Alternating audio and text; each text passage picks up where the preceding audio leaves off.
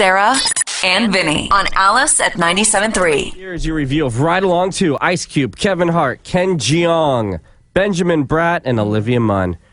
So in this film, Kevin Hart... Benjamin Bratt, huh?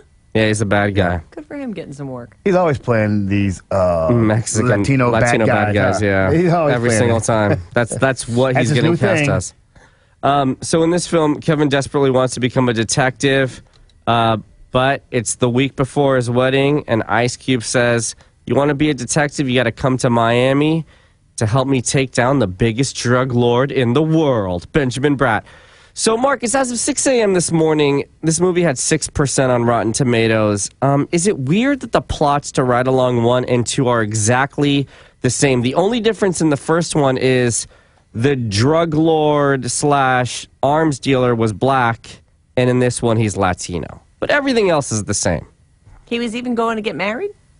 He was actually about to get engaged in the first one, and then this one he is engaged, and now they're planning the wedding. I see. Sherry Shepherd shows up as the wedding planner. Yeah.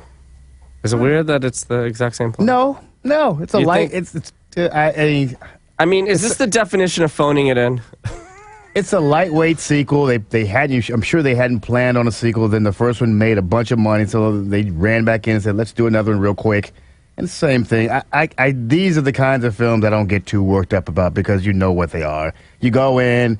You get a couple of lightweight laughs, you go home, and you never think about it again. You get to eat popcorn. Yeah, it's a night out. It's a date film. Yeah. I get really worked up over a movie like this because no one seemed to care. No one had any imagination. They spent $25 million making this. Which is nothing, by the way. The last one made $153 million. You think this one's going to do well? Probably won't make that much money, but it'll do okay. It'll make its money. Will it get a nomination for Best Razzie? No.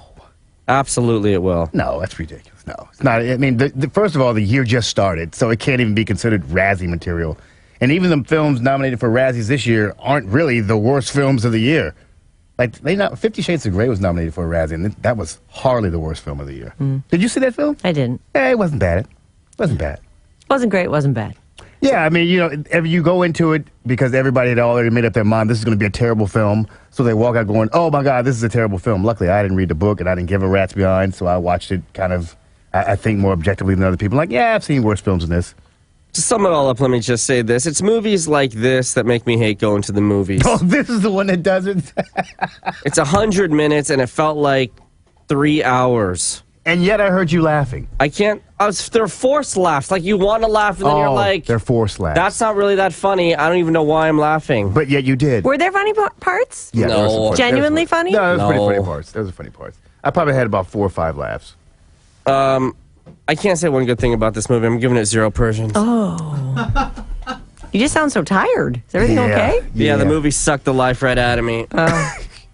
Depressed me. It's not that bad. It really isn't that bad. It's lightweight. It's a typical formulaic buddy cop film. One guy hates the other guy, but they really love each other, and they work together to solve the crime, blah, blah, blah, blah. Two Aussies. Lightweight. See it or don't.